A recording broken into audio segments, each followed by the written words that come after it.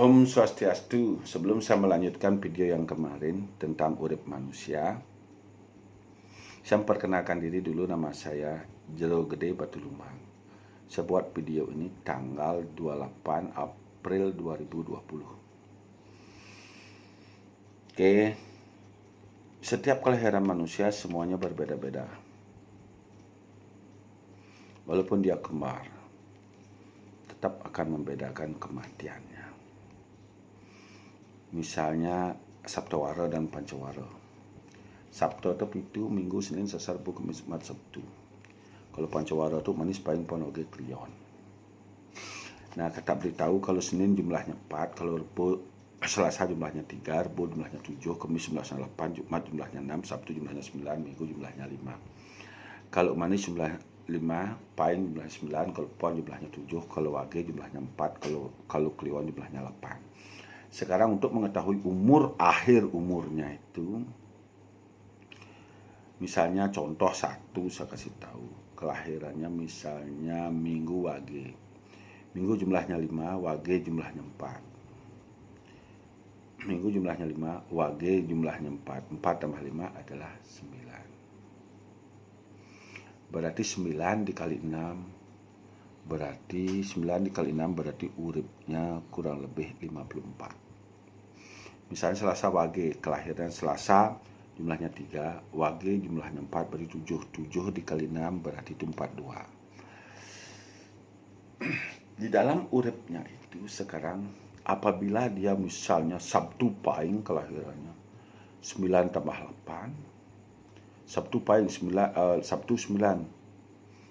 paing 9 berarti 16 dikali 6 berarti uripnya sampai kurang lebih 103 ke 108. Kalau dia tidak bisa menjaga uripnya, misalnya dia uripnya sampai 103 Sabtu paing, tapi dia mati di pertengahan setelah dia berumur 60, sisa dari umur itu dia akan sengsara di bumi.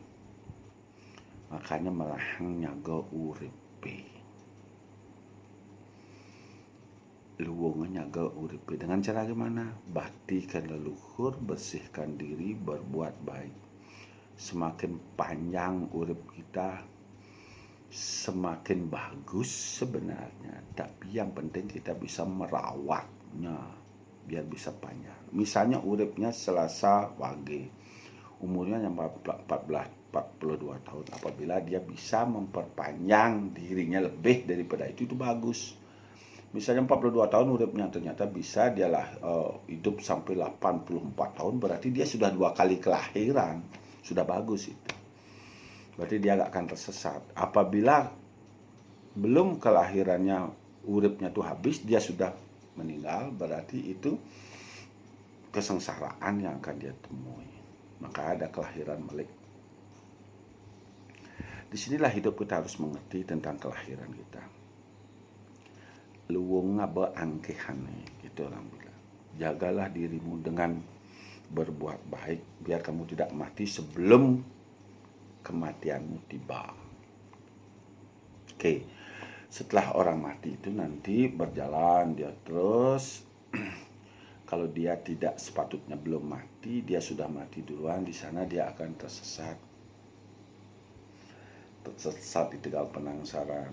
Dia tidak akan bisa melewati laut. Ketakutan dia, baru nyampe di Jatuh Sepata aja dia sudah ketakutan.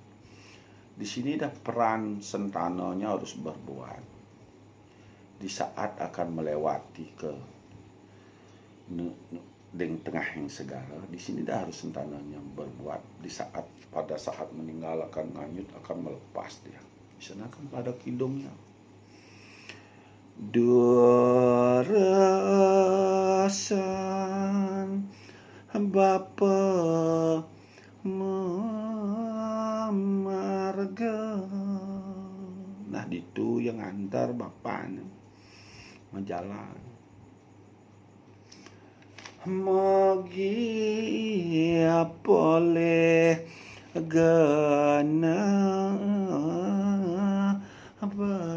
becek. Nah, disinilah sentanonya berdoa, menghantarkan leluhurnya kembali ke Sunyoloka. Ia sayang piana keke juma. Di sana kalau leluhur mendapatkan tempat, sentananya di sini pasti akan mendapatkan hal yang terbaik. Ngerti? Kalau leluhur tidak mendapatkan tempat yang baik, sentananya akan banyak mengalami keterpurukan. Apapun itu bentuknya, bencana alam, sakit-sakitan, stres, makan-makan gak bisa. Itu akibat leluhur belum mendapatkan tempat yang baik. Itu disuruh mengiasang sentananya. Rare semangkin munggah jukung. Nah, Len Ragos mengantarkan sentana ke kemuali ke mereka ke dalam terang segala pasti negak keloping, negak jukung. Kalau tidak dia dihantar oleh sentananya di laut itu mau menuju ke dalam tengah segara tuh kepala janyut gunung Romo seperti kita melepas buah kelapa di sungai itu jalan penuh banyak itu akibat sentananya tidak melakukan ritual, tidak berani beriadnya, tidak berani menyeimbangkan dewa buta manusianya. Domongi selamat sareng sami, itu katanya di HP. Setelah sentananya sudah bisa naik dan gantas ia marga itu terus berjalan banyak yang akan dilihat, ada kawah, ada tebing, ada mengerikan nanti dalam perjalanan sampai dia menuju kawah cendera. Nah, manusia yang sudah sampai di kawah cendera muka ben langkah tuh ketemu ya marga 3 penyucian dah jadi dewa. Karena manusia tidak ada yang berani berbuat, leluhurnya balik lagi dari Pempatan Agung, balik lagi dari Tika Penasaran, balik lagi, semua kembali lagi ngide nasi. Karena dia nggak kuat nanti kena hukuman di kawah.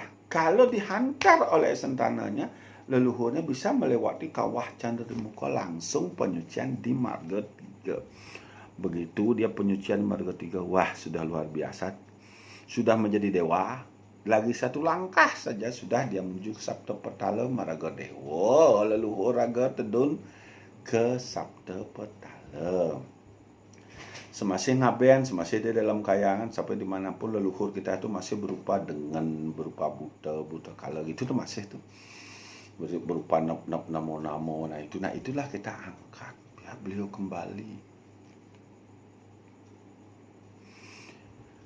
Dolah toleh jukungnya lampas segara.